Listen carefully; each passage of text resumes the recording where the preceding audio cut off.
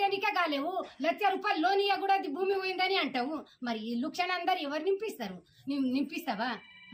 ఒక్క pension ఇయనికే కాకపోయే 500 gas ఇయనికే కాకపోయే ఇదంతా మాకెందుకు? మా ఫార్మసిటీ మా భూమి వద్దకు రావద్దు. మేము భూమి దగ్గర రావద్దు. జైల్లో ఉన్న వాళ్ళకి ఇడిచిపెట్టాలి. ఎవరి మీద కేసు చేసినావు కదా వాళ్ళకి అందరికి ఇడిచిపెట్టాలి.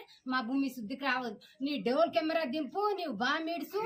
మా భూమిలో అది తొండలు తిరుగుతున్నాయి కదా, అది అట్లని బిడు ఉండని. మా దూళ్ళకు మేమే మెప్పుకొని మేమే కోసుకొని తింటాం. గాని ఒక్కరొకరు నీళ్ల కొద్దిగా వర్షన్లు కోసుకొని కళ్ళం మీద పెట్టుకుంటే యా సంఘం చాలజాలేవు. ఇప్పటి వరకు ప్రజలకు ఏం న్యాయం చేస్తున్నావు, ఏం అన్యాయం చేస్తున్నావు అది చూసుకోము గల. భూమి అనికనే సిద్ధమా? ఇగో ఇప్పుడు వచ్చిండ్రు. నువ్వు వచ్చి ఒక్కనాడన్నా ఇది ఊరికొచ్చినావా, తండకొచ్చినావా, ఏదన్నా ధైర్యం చెప్పినావా?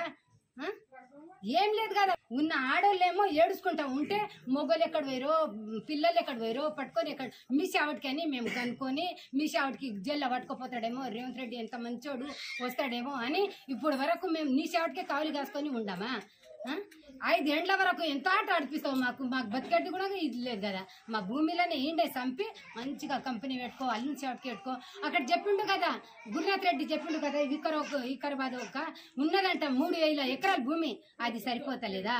ఈ గుట్టల పొడితిగా ఇంత మేము బతికట్ట దాన్నే వస్తావా నువ్వు? మళ్ళీ ఏమంటారు మీటింగ్ పోతే ఆ గావటం భూమిలో వస్తున్నదంట. 2-3 దొంగలు ఉన్నారంట. ఆ దొంగలు వచ్చి తెచ్చి తిన్నారంట. వాళ్ళు సొంతం చేస్తారంట. మంచిగా వాళ్ళు సొంతం చేస్తారు, నువ్వు తీసుకొస్తారంటే మేము ఎక్కడ పోవాలి? ఏ సార్కి సొంతం చేసినాం మేము?